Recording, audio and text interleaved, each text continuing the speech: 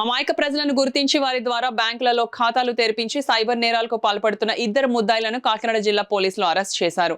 అంతేకాక వీరు వివిధ బ్యాంకుల్లో అక్రమాలకు పాల్పడుతున్న 48 ఖాతాలను గుర్తించి ఆ ఖాతాల్లో సుమారు 9 కోట్ల రూపాయల నగదు అక్రమ లావాదేవీలు జరిగినట్లు గ్రహించి వారిని పోలీసులు అరెస్టు చేశారు. రాష్ట్రంలోనే బహుశా తొలిసారి ఇటువంటి తరహాల మోసాలకు పాల్పడుతున్న వారి అక్రమాలకు అడ్డుకట్ల వేసినట్లు కాకినాడ జిల్లా పోలీస్ అధికారి జి బిందుమాధవ్ తెలిపారు.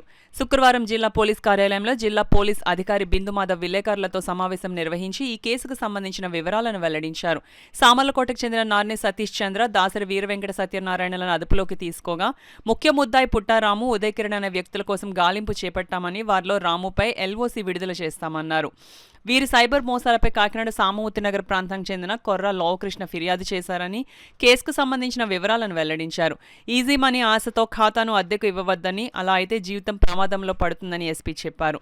ప్రజలు సైబర్ నేరగాళ్లు, మోసగాళ్లు మోసపూరిత మాటలు నమ్మి మోసపోద్దని అప్రమత్తంగా ఉండాలని ఎస్పీ బిందు మాధవ్ కోరారు. ఈ సమావేశంలో Kakinada DSP Manish Devaraj Patil, Kakinada 2 town CI V Nagadurgarao, Peddapuram crime CI R Ankababu, Kakinada crime CI V Krishna తదితరులు పాల్గొన్నారు. ఫాల్స్ పర్సనేషన్ లేదంటే డిజిటల్ అరెస్ట్ ఇట్లాంటివన్నీ విపరీతంగా జరుగుతున్నాయి. ఇట్లా జరుగుతున్న నేపథ్యంలో కాకినాడ డిస్ట్రిక్ట్లో విక్టిమ్స్నే చూసాం, కానీ మనం ఈ సైబర్ క్రైమ్ జరిగేటప్పుడు there is a modus operate.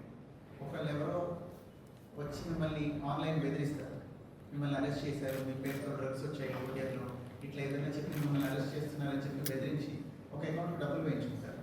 Most of the time ఏమవుతుందంటే ఎవరు బెదిరిస్తున్నారో వాళ్ళ అకౌంట్ అయి ఉండదు, వేరే ఎవరి చేతో అకౌంట్ ఓపెన్ చేయించి ఆ అకౌంట్లో డబ్బులు వేసి అవి ఇంకెక్కడో డ్రా చేస్తారు. ఇట్లాంటి కేసెస్ చాలా చూసాం మనం కాకినాడ డిస్ట్రిక్ట్లో. మన దగ్గర చాలా మంది విక్టిమ్స్ ఉన్నారు, కోట్లలో డబ్బులు పోగొట్టుకున్నారు. ఇట్లాంటి కేసెస్లో సెకండ్ లెవెల్ ఏదైతే ఉందో అకౌంట్స్ ఆపరేట్ చేయడం, అట్లాంటి కేసు ఒకటి కాకినాడలో మన దృష్టికి రావడం జరిగింది. ఒక విక్టిమ్ ఆయన పేరుతో అకౌంట్ ఓపెన్ చేసేసి ఆయన దగ్గర నుంచి కిట్ తీసేసుకున్నారు, ఓపెన్ చేయమన్నవాడు.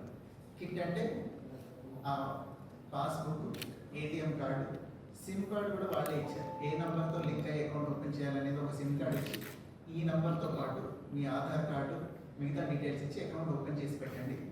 ఓపెన్ చేసిన తర్వాత ఈ కిట్ మేము తీసుకువెళ్ళిపోతాం, మీకు 5,000 రూపాయలు ఇస్తామని.